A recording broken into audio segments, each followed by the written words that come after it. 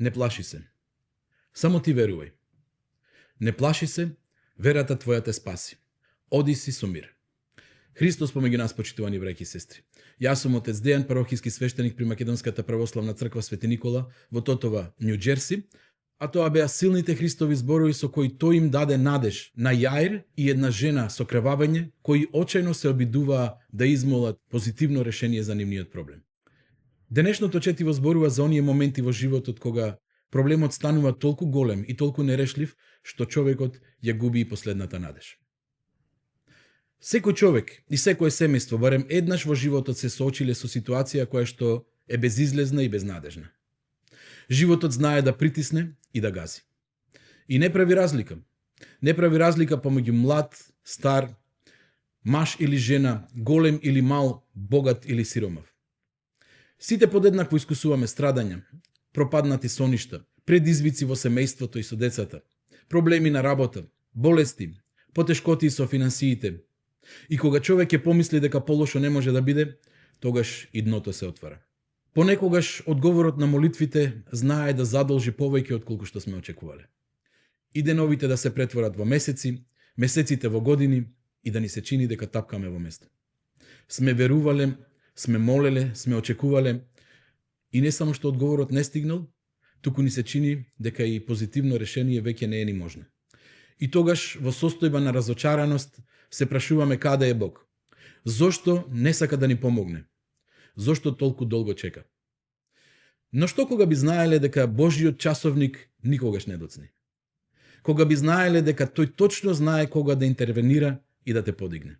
Дека задолжувањето на одговорот не зборува за неговата незаинтересираност, туку за процесот во кој што тој ги мести коцките за триумфална разврска? Кога би знаеле дека Господ Бог активно работи дури и ние кога мислиме дека никаде го нема? Кога би знаеле дека притисокот на животот Бог го користи за да не издигне над нашите проблеми и дека тоа е неопходно за градење на цврст и проверен карактер? Тогаш би исчезнала сета наша фрустрација, анксиозност, гнев кој што се насобрал, несигурност и страв. Не плаши се. Само ти верувај, рече Господ Исус Христос, и верата твоја ќе те спаси. Денешното четиво ни дава два примери на луѓе кои што се духовни борци. Луѓе кои што имаат вера и надеж, дури и во моментите кога се соочиле со тотален колапс. Со внимание да го послушаме библискиот текст, а потоа ќе го претолкуваме. Јаировата ќерка и чудото со болната жена. А кога се врати Исус, народот љубезно го прими, зашто сите го очекуваа.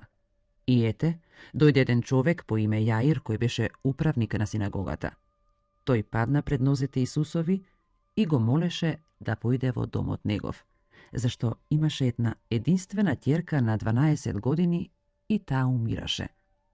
А кога одеше Исус, народот се туркаше во него. И една жена која страдаше 12 години од крвавење и сиот свој имот го беше потрошила по лекари, а ниеден не можел да ја излекува, пристапувајќи одзади, се допре до крајот на неговата облека и наеднаш и престана крвавењето. И рече Исус: Кој се допре до мене? А бидејќи сите порекнуваа, му рече Петар и оние што беа со него: Учителе, народот те турка и те притиска, а прашуваш кој се допре до мене? Но Исус рече: Некој се допре до мене, зашто сетив дека излезе сила од мене. Жената, штом виде дека не може да се сокрие, со треперење пристапи, па како падна пред него, му кажа пред сиот народ зошто се допрела и дека веднаш оздравела. А тој рече: Не бој се, ќерко, верата твоја те спаси. Оди си во мир. Додека тој уште зборуваше, дојде некој од кај управникот на синагогата и му рече: Ќерка ти умре, не мачи го учителот. Но Исус, штом го слушна тоа, одговарајќи му рече: Не плаши се, само верувај и ќе биде спасена. А кога пристигна во куќата, никому не му дозволи да влезе освен на Петар, Јован и Јаков, и на таткото и мајката на девојката. Сите плачеа и ридаа по неа, но тој им рече: Не плачете, таа не е умрена, туку спие. И му се подсмеваа, знаејќи дека е умрена. А тој, откако ги истера сите, ја фати за рака и извика велејќи. Девојче, стани. И се поврати незиниот дух. И се дигна веднаш и заповеда да й дадат да јаде. Кај Христос доаѓа една жена која што има сериозен здравствен проблем. 12 години непрестајно крвавење. Сите пари ги потрошила по лекари и никој не можел да й помогне. И замислете колку е страшен незиниот проблем и колку е голема незината мака. Таа не може да излезе од дома и да претрча преку улица до најблиската аптека или најблискиот супермаркет и да си купи се што е потребно за хигиена, како и секоја нормална жена. Тоа тогаш не постои.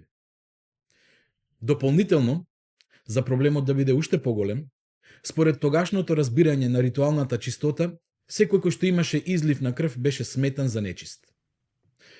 Тоа значи дека оваа жена беше сметана за нечиста и заробена во својот дом цели 12 години, со исклучително ограничен социјален живот. И токму затоа таа на Христос му пристапи од позади. Се плашеше да не дознаат која е и да ја избркаат затоа што ја сметаат за нечиста. Таа дури не се осмелуваше ни да го допре Христа, туку си помисли дури и до крајот на неговата облека, ако се допрем, јас ќе оздравам. И откако ја допре облеката, голема исцелителна сила излезе од Господ Исус Христос и таа оздраве. Таа се разбира и претходно молела и очекувала од Бога. Зошто жената со крвавење толку долго морала да чека да биде исцелена, не знаеме. Но она што го знаеме е дека ако не дојдеше при Христа на 12-тата година, ќе чекаше уште други 12 или 24 без да биде исцелена. Она што го гледаме е дека без оглед на се, таа не се откажува од вербата во Бога. Напротив, таа уште повеќе ја засили својата вера. Најголемиот дел од нас би се откажале после првите 12 дена, 12 недели или 12 месеци. Човек ќе си помисли, па ова нема никаква врска. Џабе се молам. Каде е Бог и зошто не помага? Но не и оваа жена. Без оглед на срамот, на маката и на должината на болката со која што таа се соочува, таа се уште верува во Бог како да е првиот ден. Не се разочарува, не му се лути и не е гневна зошто толку долго требало да помине пред Господ Бог да ја услиша незината молитва. Таа верува во Бог дека во вистинско време тој ќе ја исцели. И кога се исполни времето, на вистина, голема сила се ослободи од Господ Исус Христос и таа беше здрава. И Господ ти рече: не плаши се, ќерко, верата твоја те спаси. Оди си со мир. Божјата временска рамка во која што тој интервенира во нашите животи за нас останува мистерија. Но иако неговите патишта за нас се тајни и скриени, ние сепак може да се спасиме од многу фрустрации и нервози доколку воспоставиме суштински однос со живиот Бог. Како родител со дете. Во нашите семејни односи, доколку постои нарушена комуникација помеѓу родителите и децата, како што тоа се случува за време на тинеџерските години, тие деца тешко ќе можат да ги разберат чекорите и одлуките на нивните родители. Нема да го сватат воспитниот процес и дека треба да се почека се до вистинскиот момент. Но доколку постои разбирање помеѓу членовите на семејството, тој љубовен и синергичен сооднос и соживот ќе ги надополни интелектуалните или когнитивните недостатоци и неразбирање. Довербата ќе го надополни и ќе го покрие незнаењето и несигурноста. Слично на тоа, во нашиот однос со Бог, исклучително е битно не само да веруваме дека тој постои, туку и да имаме доверба во него, како родител. Секој родител многу добро знае што значи кога детето ќе побара нешто за кое што уште не е созреано и не е спремно. Кога ќе побара автомобил или мотор, или да оди на некое ризично патување. А ние гледаме дека воопшто не е спремно. Гледаме дека е потребно најпрво да се избори и во него да се случи внатрешен раст. И слично е и во односот на нас со Бог. Одложувањето на одговорот може да се должи на нашата неспремност или пак оние кои што треба да ни помогнат, кои треба да влезат во слика, тие се уште не се спремни. Доколку му пристапуваме на Бога единствено со цел да ги реши нашите проблеми, без да ги обновиме тие внатрешни односи со Него. И така некако да се обидеме да ја разбереме таа Негова љубовна божанска интервенција. Како бунтовен тинејџер ќе бидеме постојано изфрустрирани, анксиозни и ќе мислиме дека не сака. Потребна ни е обнова на нашите односи со нашиот небесен родител. Љубовниот соживот со Бог, во кој што ние ќе развиеме доверба во него, ќе произведе трпение, кое што пак ќе не спаси од многу разочарување. Вториот пример од сторијата е случајот на Јаир, началникот на синагогата кој што дојде кај Господ Исус Христос при крајот на неговите сили. Тој имаше една единствена ќерка на 12 години и таа беше на смртна постела.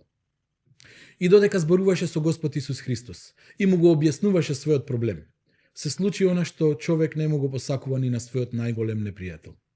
Му соопштија дека неговата ќерка веќе почина. И во тој момент на безсознание, на една безнадежност, кога на Јаир практично животот му заврши, Господ Исус Христос од него побара да остане позитивен. Не плаши се, само ти верувај. Отидоа кај Јаир дома и во дворот плач и тага. Христос и од нив побара да останат позитивни затоа што имаше намера во живот да го врати девојчето. Но тие му се подсмеваа. За разлика од Јаир, тие не поверуваа во неговите зборови. И токму затоа Христос сите ги избрка надвор. На никого не му дозволи да влезе во собата, освен на тројцата апостоли Петар, Јаков, Јован и на родителите на девојчето. Сите кои што беа негативни, ги избрка надвор. За да постои позитивна разврска, мора да постои позитивен став. Мора да постои надеж и мора да постои вера. Некој може ќе рече, каков позитивен став? Па девојчето веќе е мртво. Овие луѓе се во право. Каква е таа вера? Зар треба да се преправаме дека нештата не постојат? Апсолутно не. Никој не треба да ја игнорира состојбата во која што се наоѓа. Ако постои болест, постои болест. Ако постои живот на слабост, постои живот на слабост. Но за да разбереме зошто Господ Исус Христос побара од Јаир да остане позитивен и да верува, токму во моментите кога се беше завршено, тука повторно ни помага нашето разбирање за синергичниот однос со Господ како родител, небесен родител со дете. Тој што доволно долго негува блиска комуникација со Господ како родител со дете, многу добро знае дека Господ има чудни патишта, дека невозможното може да го направи возможно. Затоа што нашите проблеми се во реалното и видливото, но Господ Бог оперира на сосем поинакво ниво, во невидливото и во надреалното.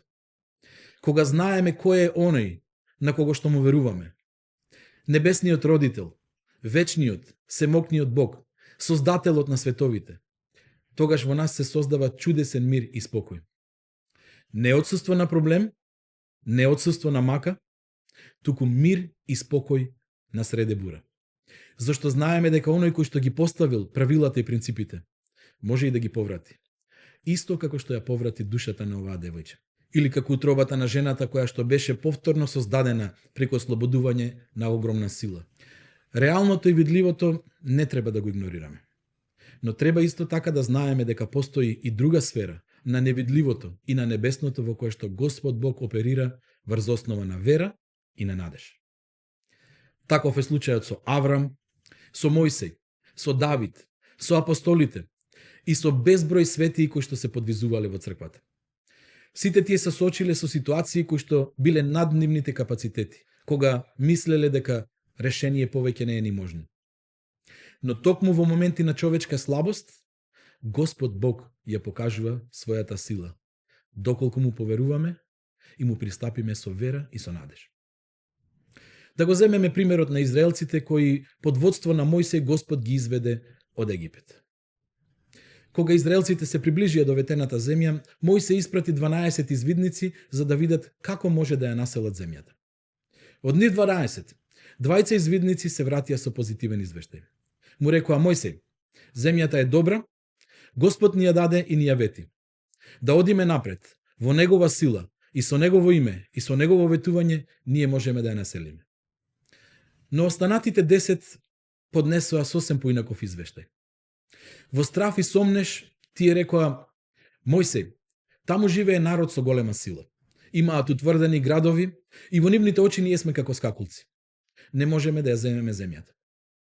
И тој нивни страв и сомнеш, кој произлезе само од гледање на видливото и она што е во реалноста, а не и на Божите ветувања, преовлада и се пренесе на целото Израилево општество, така што многумина посакаа да се вратат назад.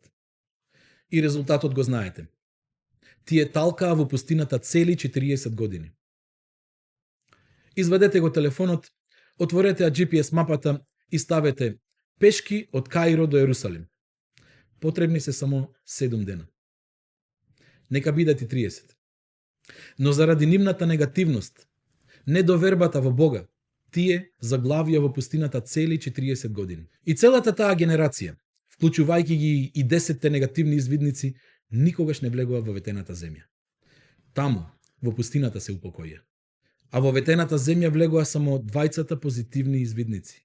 Исус Навин и Халев, кои пак ја предводеа втората, новата генерација на оние дечиња кои што се родија во пустината.